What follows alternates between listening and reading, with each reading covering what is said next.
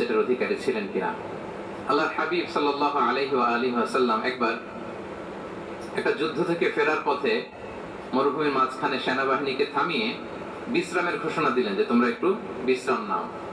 তো উনি একটা গাছের নিচে বিশ্রামের জন্য গেলেন এবং সেখানে গাছের ডালে ওনার তলোয়ারটা ঝুলিয়ে রাখলেন, ঝুলিয়ে বিশ্রাম নিতে লাগলেন, ঘুমিয়ে পড়লেন। হঠাৎ এক বেদুইন এসে রাসূল সাল্লাল্লাহু আলাইহি ওয়াসাল্লামের এই কোষবদ্ধ তলোয়ারটা কোষমুক্ত করে এরকম হাতে নিল। রাসূল সাল্লাল্লাহু আলাইহি ওয়াসাল্লাম ঘুম থেকে জেগে উঠলেন। এবার বেদুইন বলতে আরম্ভ করলো, মাইয়ামনাউকা মিন্নি, এই মুহাম্মদ তোমাকে এবার কে বাঁচাবে বলো, এই তো আমার হাতে তলোয়ার, কে বাঁচাবে?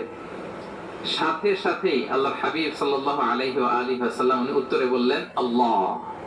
উত্তরে কি বললেন?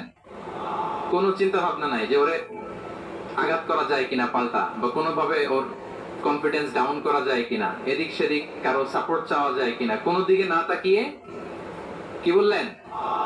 আল্লাহ। সব সময় তিনি আল্লাহ কেন্দ্রিক ছিলেন। এটাকে বলে গড সেন্ট্রিক মাইন্ডসেট। যে কোনো পরিস্থিতিতে তিনি আল্লাহ যে আমার সাথে আছেন এটা কল্পনা করতেন। এবং সুনানে আবু দাউদের একটি বর্ণনা এসেছে, রাসূল সাল্লাল্লাহু আলাইহি ওয়াসাল্লাম কান নবী সাল্লাল্লাহু আলাইহি ওয়াসাল্লাম ইযা হাযাবাহু আমরুন সাল্লা, তাকে যখন কোনো জিনিস বিচলিত করত তিনি জায়নামাজের মুসল্লায় দাঁড়িয়ে যেতেন, সালাতের জন্য দাঁড়িয়ে যেতেন। বিপদে পড়লেই আল্লাহর কাছে সেটা সঁপে দিতেন, শেয়ার করতেন।